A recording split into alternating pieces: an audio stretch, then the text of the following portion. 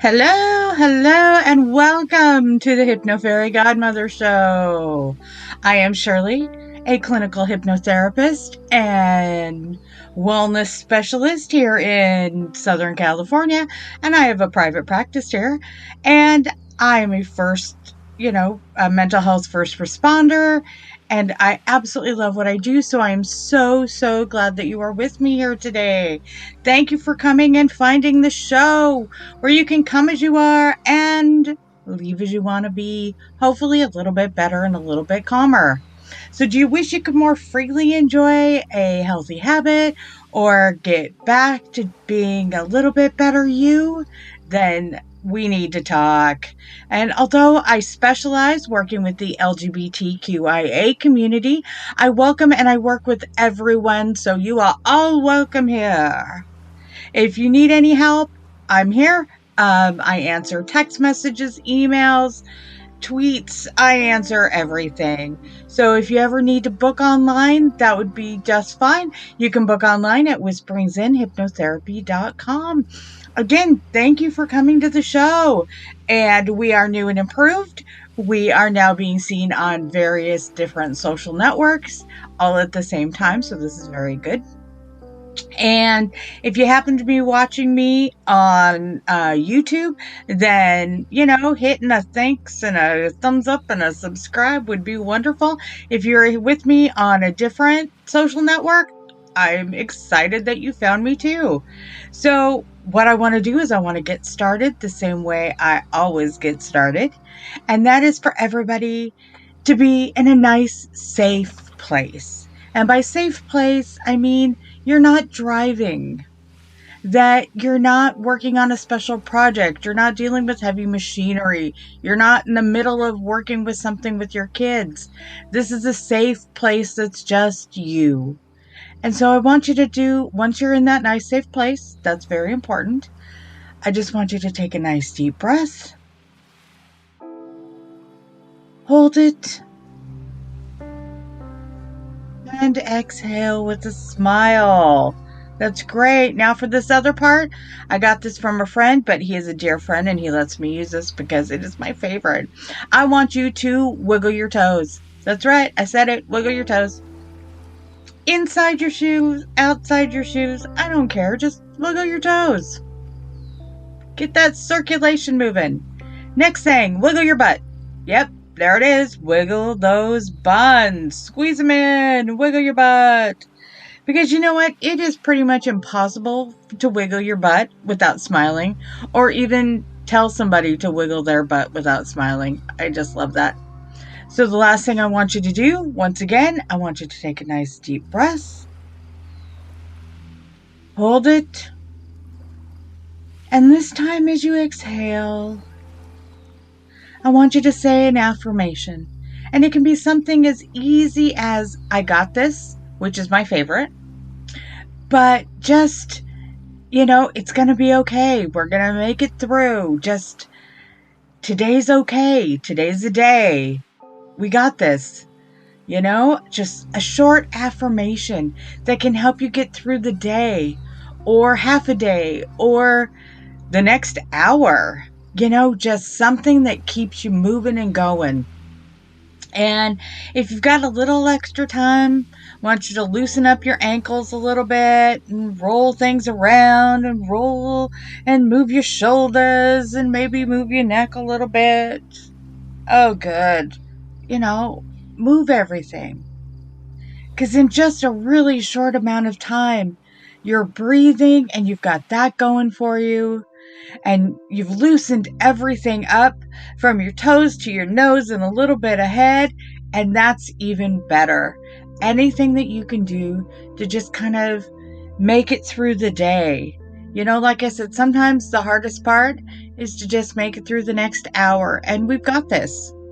We totally have this. And on a side note, I do want to thank AnnieShirley.com, who is excited to announce that their newest Hubble Bubble Tiny Toes books, What's a Chakra and Hubble Bubble Zodiac for Kids, are now available to purchase and order on AnnieShirley.com. So if you would like to become a sponsor of the show or just help keep us going, buy me a coffee, whatever, you can always contact me at whisperingzenhypnotherapy.com, whisperingzenhypnosis.net, or join my Patreon page at Hypno Fairy Godmother Radio. Nice and easy. We like to keep it easy for you. So, as a hypnotherapist, I get asked all about mental health and how to keep it going and maintaining. And today may seem like kind of a downer subject, but I think it's an important subject. So this time of year can be so hard with the holidays, and everybody's dealing with different holidays and different families and different friends. And sometimes you can get to your family and friends, sometimes you can't. But sometimes you're dealing with just grief and bereavement. And it can make things so much harder if you're dealing with something else, which is just one more brick on the stack. And, these last couple years have made things a little bit harder for some. Some of us have lost friends. Some of us have lost family members. Maybe you lost a pet. Maybe jobs aren't going the way you wanted them to go. Anytime you're dealing with anything significantly different, that's dealing with grief, and that's dealing with bereavement.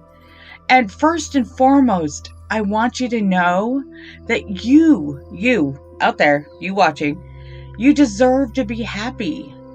You do, even with everything that you've gone through, even with everything that you're still going through. You are so important. And what you're dealing with will actually get better with time. But, anything that you're dealing with, it's going to get better in time. But how long that takes, how long your grief time is, your bereavement time, is totally different. Every person's different. There is no perfect timeline or time limit where you go, I'm fine, everything's great, everything's perfect. It doesn't work that way.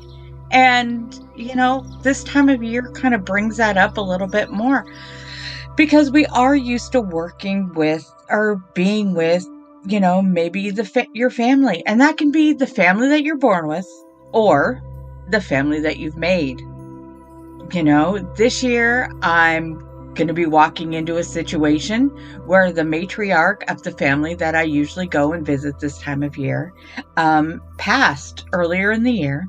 And this is going to be the first holiday season without her.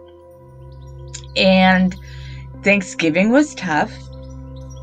But as we all know, high holidays, no matter what your high holiday is, it's always a little bit harder. And I've been through this on a personal level many years ago, but it's still hard to deal with. And, this group that I'm going to be with this year, everyone will tell you that they're doing okay, but I can guarantee you none of them have healed. None of them. And it's going to be like this for families all over the place this year. So what we need to do is figure out ways to cope and deal with, when you're going through something like this. You're not alone. I know sometimes it feels like you're alone.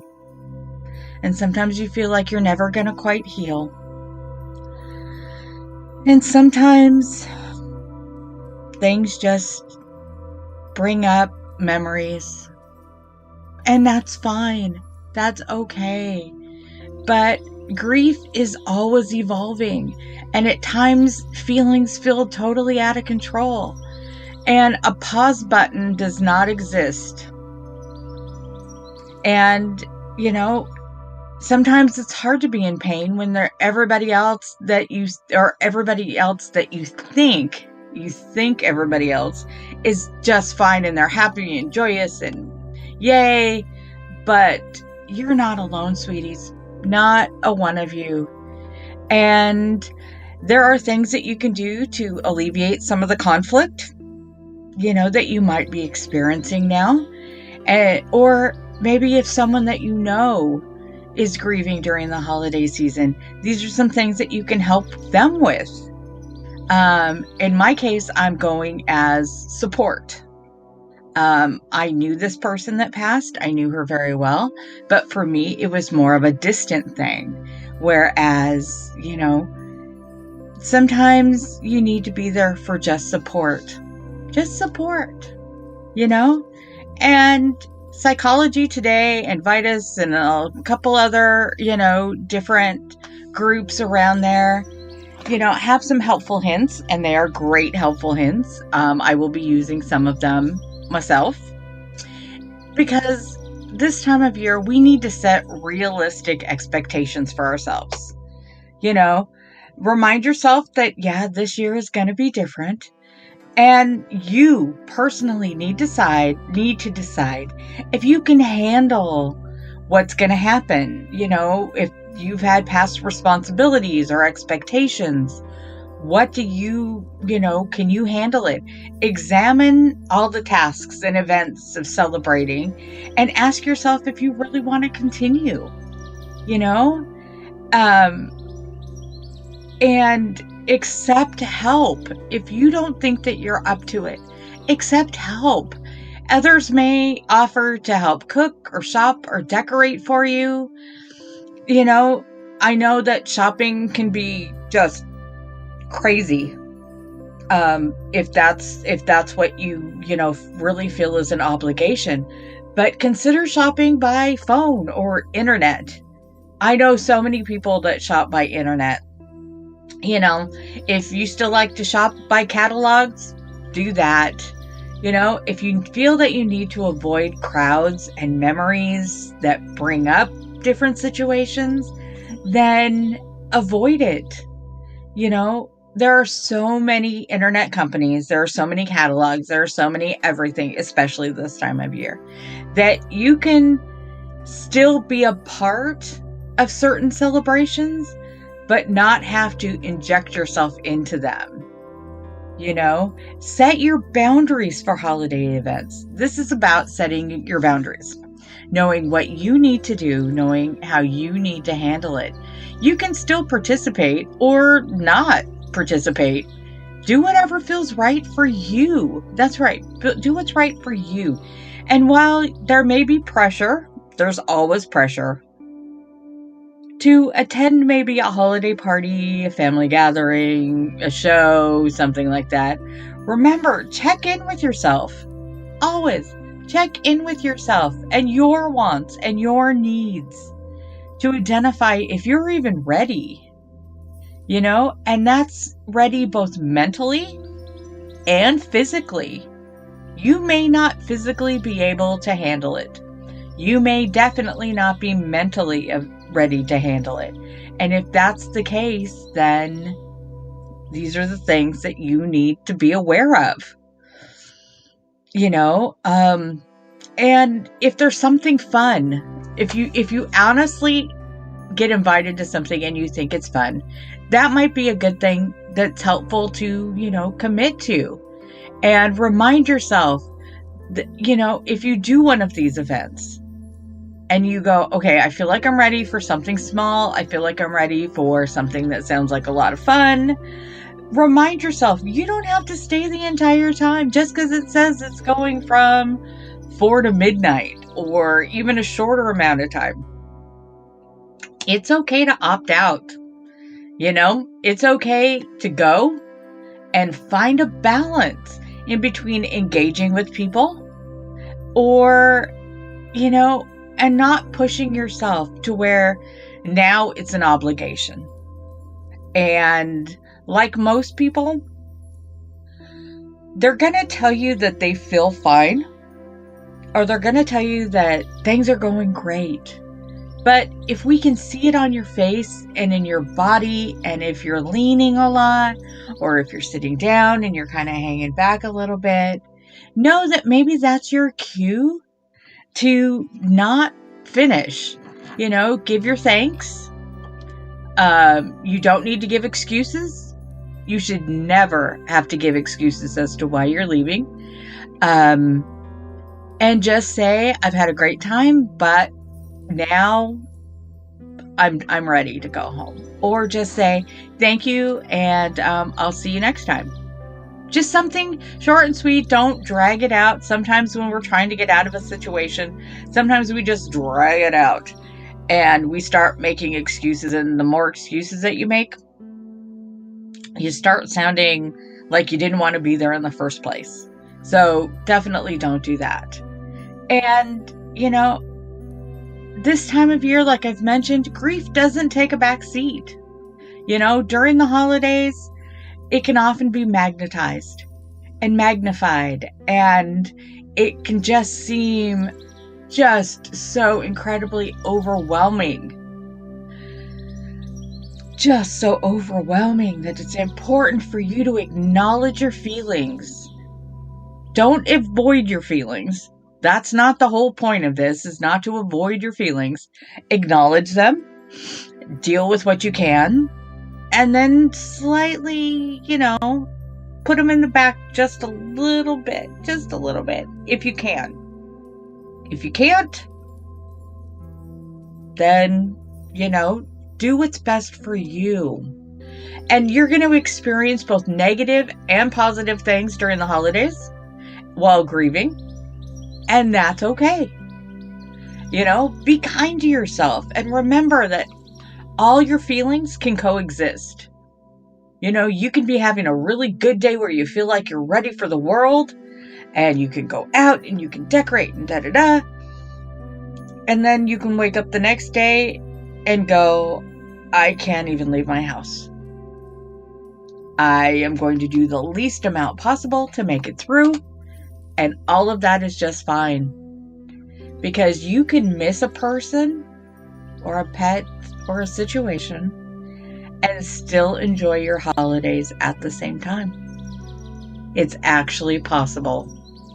And it may be tempting to numb it down and overdrink during the holidays.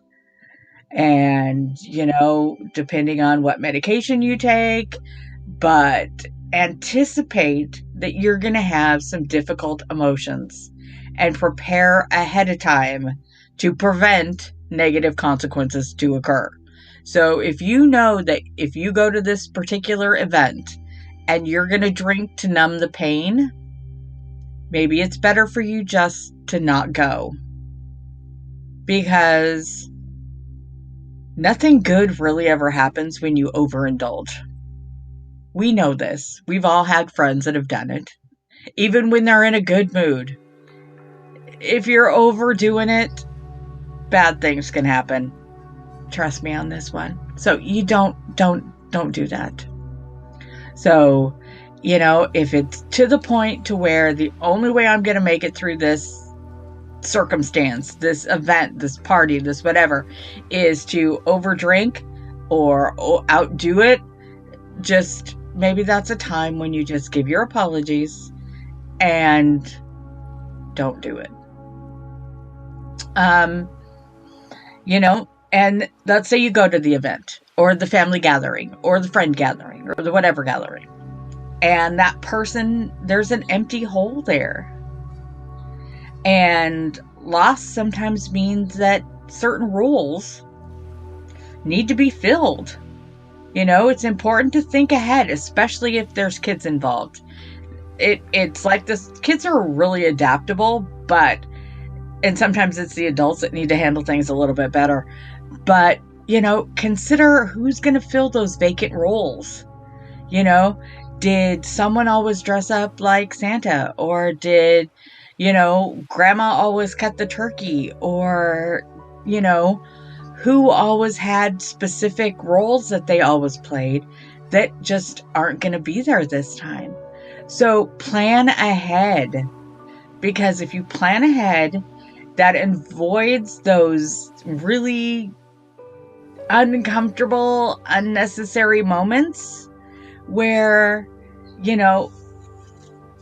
it's just, we all know, you've got that moment where something's about to happen. Somebody's going to cut the turkey or, You're used to a Santa showing up or whatever. Don't make the situation more uncomfortable than it needs to be. Plan ahead, and if you avoid those unnecessary moments of grief, then all the better. They can make the experiences a little more fluid and a little more enjoyable. And if you're going to someone else's house or event and you know that they're missing somebody, maybe volunteer to do that job. It may seem like a little gesture to you, but it could be an incredibly large gesture to the person whose event that you're going to. It can also be helpful to continue with some old traditions that existed in order to honor that person or celebrate that individual who are no longer with us. It's a helpful way to keep their memory present. We're not trying to forget what you're going through or to forget a person or a pet or a situation. It's just sometimes it's a good thing to have, some of those old traditions there. But if you feel like you need a complete change, creating new traditions can be just as healing for all the individuals who are grieving. Making new memories does not erase old memories. They don't. Remember your loved one and remember that, you're allowed to enjoy that holiday. Acknowledge, validate, and challenge any feelings of guilt that may arise in the process. We can't do this we can't take this out because we've always done it. Traditions are always changing. Sometimes it's good to throw in some new ones. Some people don't really have traditions, and so they're just making it up as they go along. Or you can make new ones. Making new memories, again, does not erase the old ones. Announce beforehand who's doing the important stuff, who's carving the turkey, or who's handing out presents, or who's, whatever your holiday is, whatever your celebration is. Make sure that before you've even started, everybody knows what's going on. You might also create maybe a memory box. Fill it with photos of your loved ones or little notes that you have from them.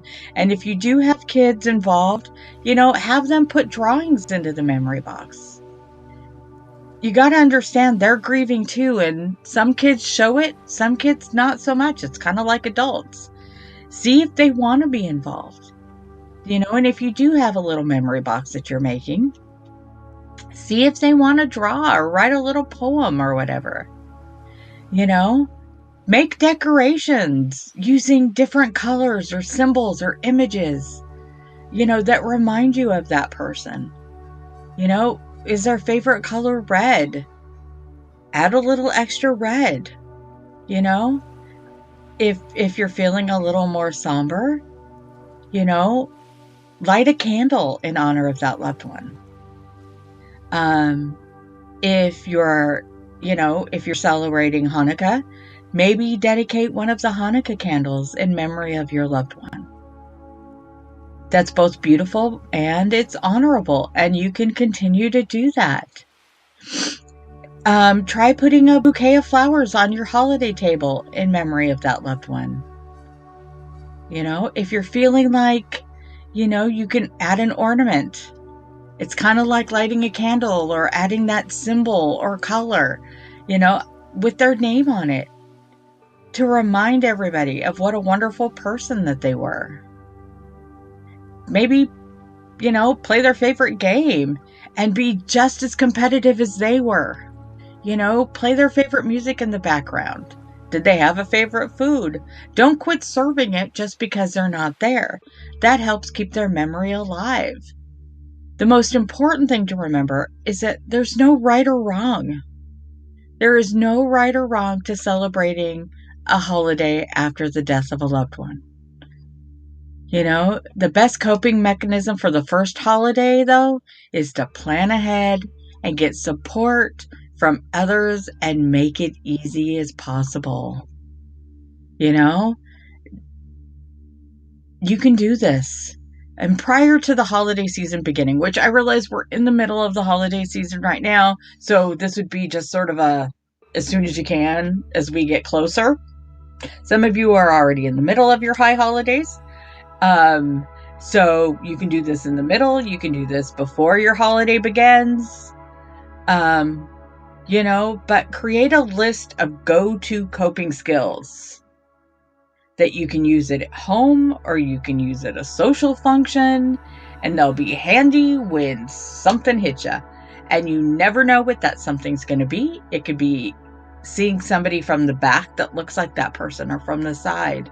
You could see somebody wearing something that you know that person would love. When it hits you unexpectedly, you need to be prepared. And some of the examples of these coping skills, and you know what I'm about to say if you've been listening to me for any amount of time, or you know me, these are the things that I am going to tell you to do, because these are the things that you need to do. They are wonderful, wonderful Weeble Kung Fu coping skills. Let's start with some deep breathing.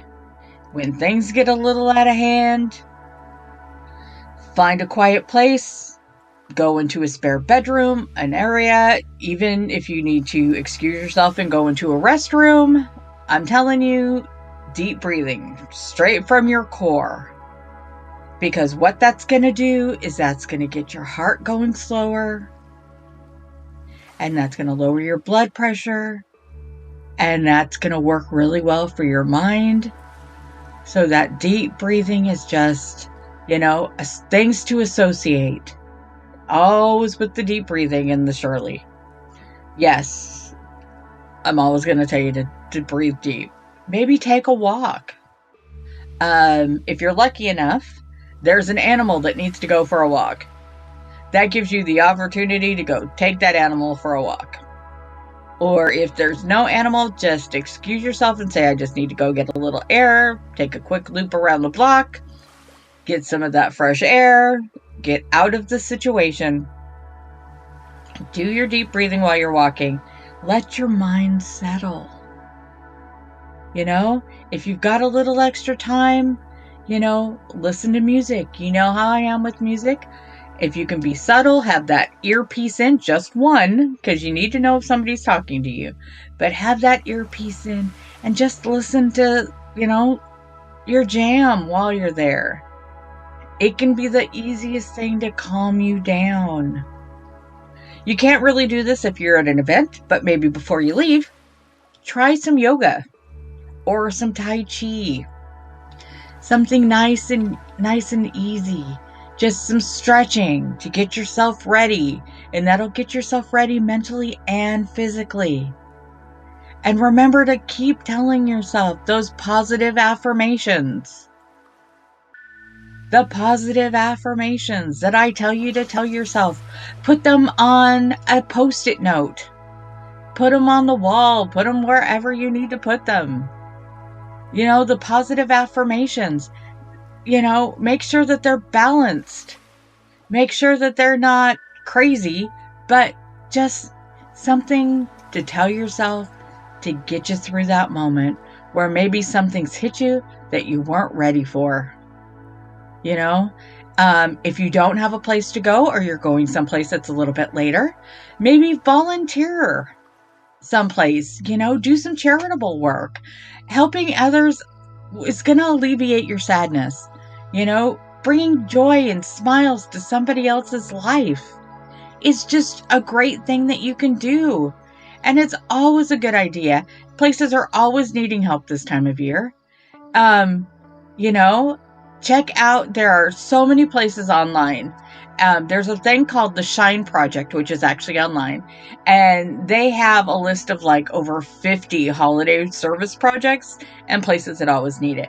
But if you have a place by your house or on your way to whatever event it is that you're going to or gathering that you're going to, maybe leave early and go and, help out a neighbor.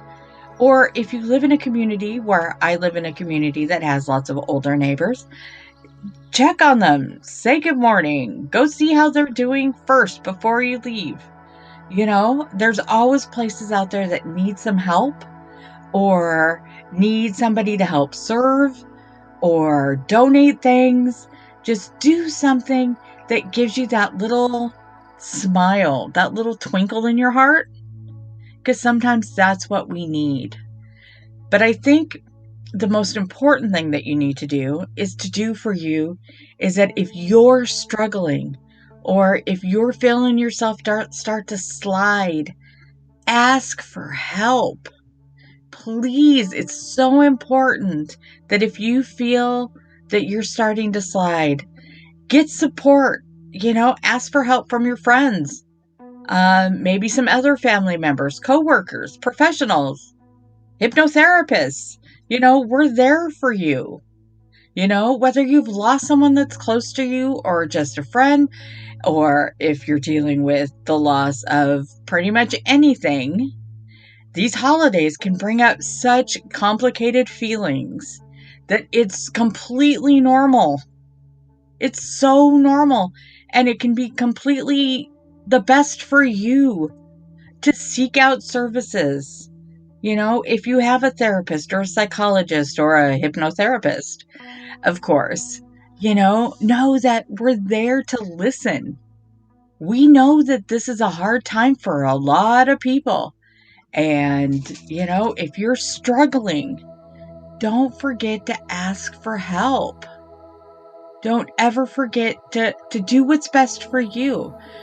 Decide, am I ready to go out and deal with people? Am I not ready to go out and deal with people? What can I do to make this time the best for me? And it doesn't matter whether you're alone this year. It doesn't matter whether you've been invited to a group thing.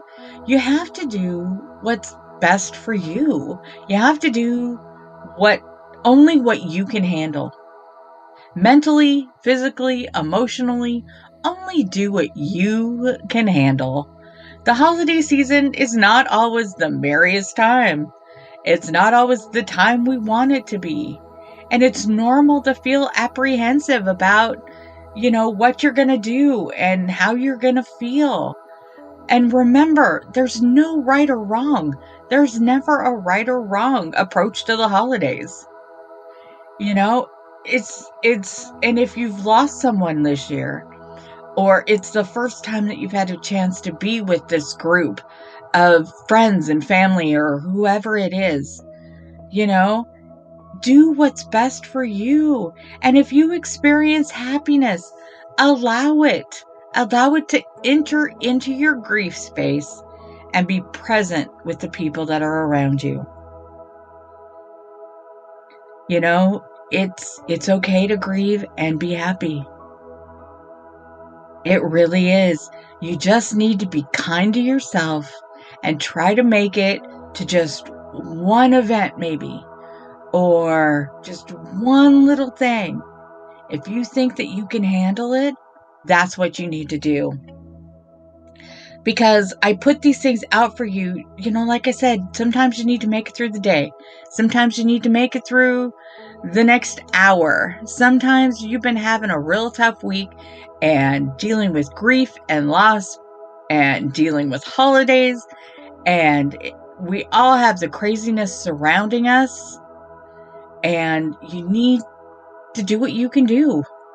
And if all you can do is handle you on a one-on-one basis, then that's what you do. If you're invited to things and you're just like, I can't mentally handle this right now, I can't physically handle this right now, that's also okay. You have to do what's best for you. And if you're dealing with a chronic illness, you're dealing with a mental illness, you're dealing with physical illness, just try to find something that gives you joy.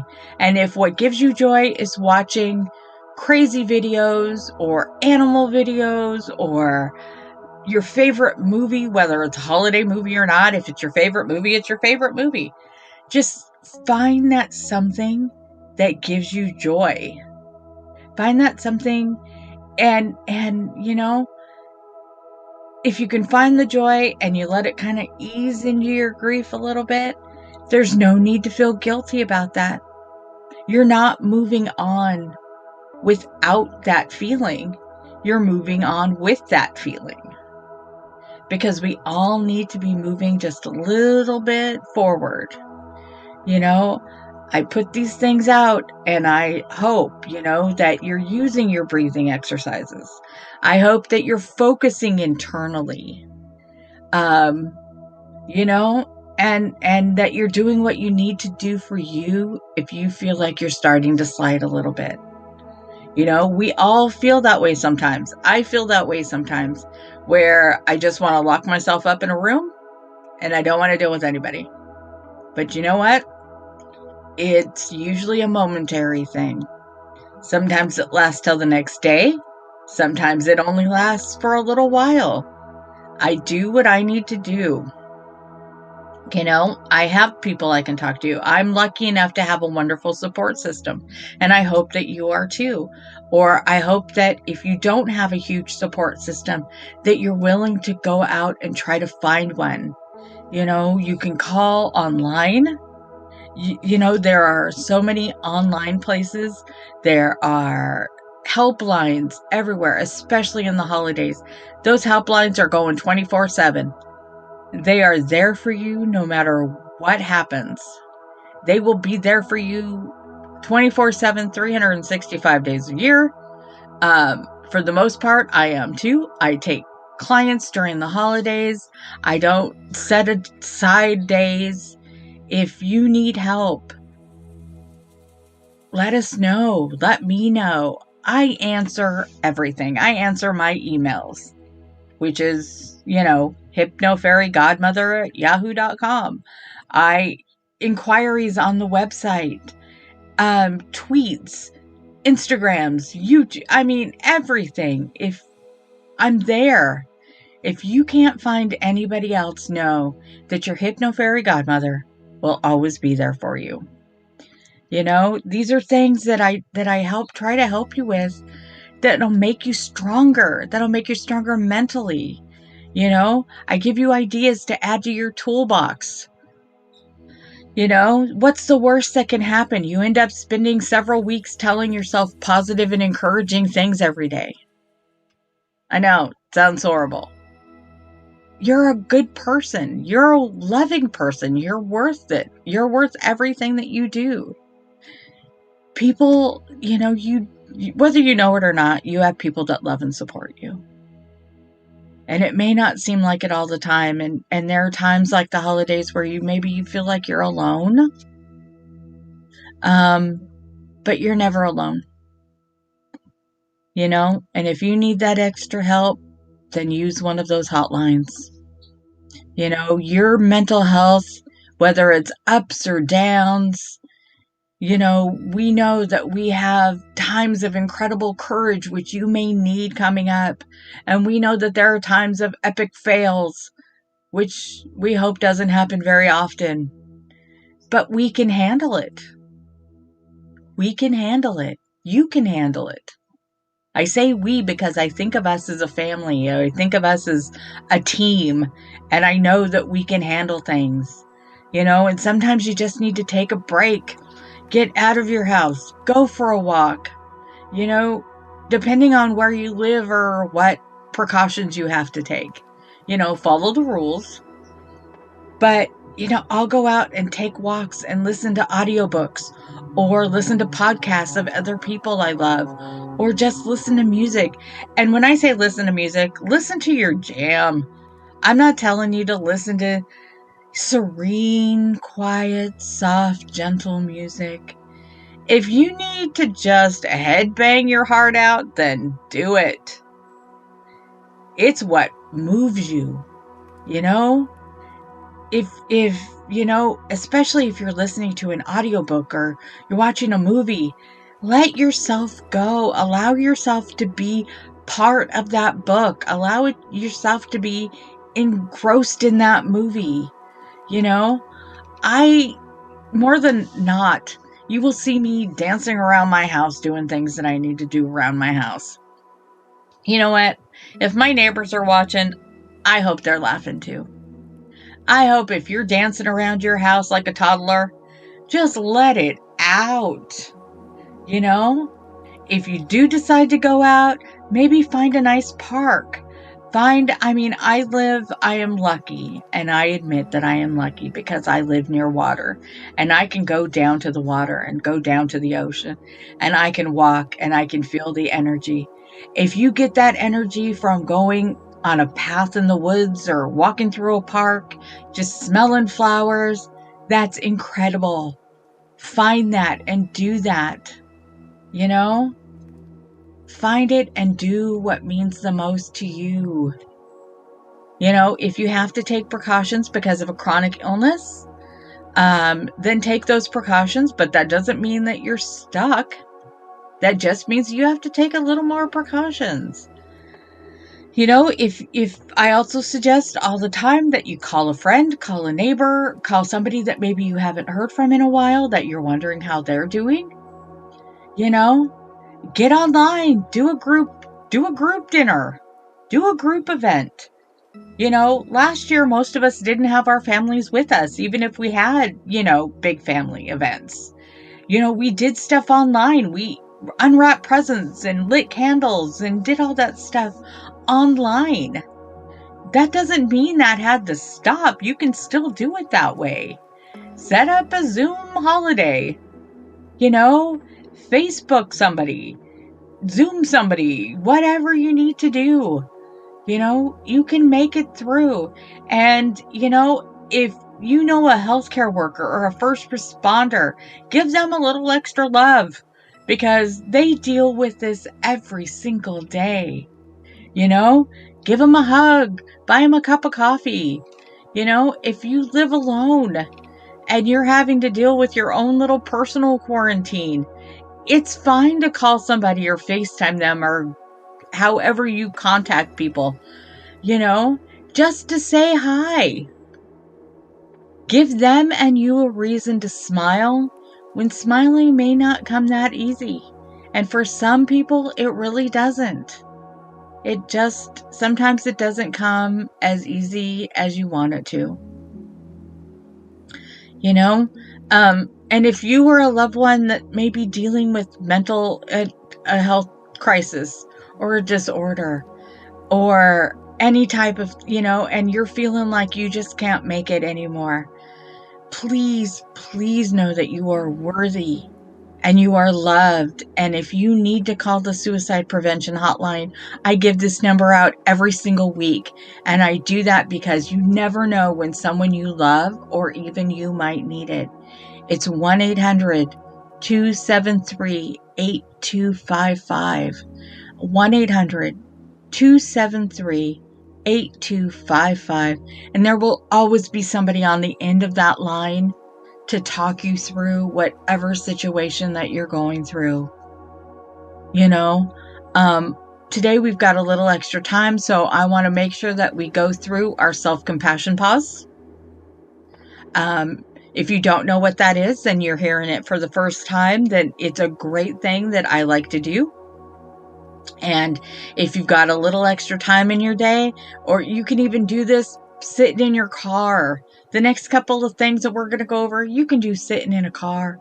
You can do sitting in a restroom. You can do out in a hallway. You can do wherever you need to do it. Do it in the middle of your front room with everybody watching. I don't care. It's about taking care of you. So the first thing you want to do is start by taking a moment to just pause your thoughts and pause your actions and have in your mind a focused awareness that you've got this and you can do this.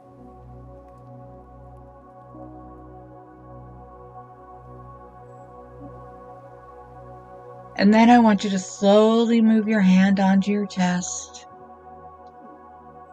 and just give yourself a hug. Make some contact with yourself to know that you're okay. A few deep breaths and just make sure that right now you're okay. And once you do that, the most important step is to acknowledge that you may not always be feeling well. Maybe you need to acknowledge that it's been a tough day.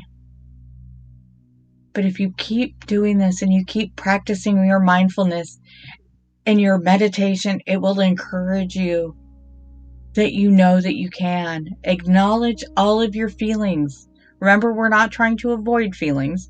We want to acknowledge your feelings, whether they're real or hurtful, and give yourself permission to feel it.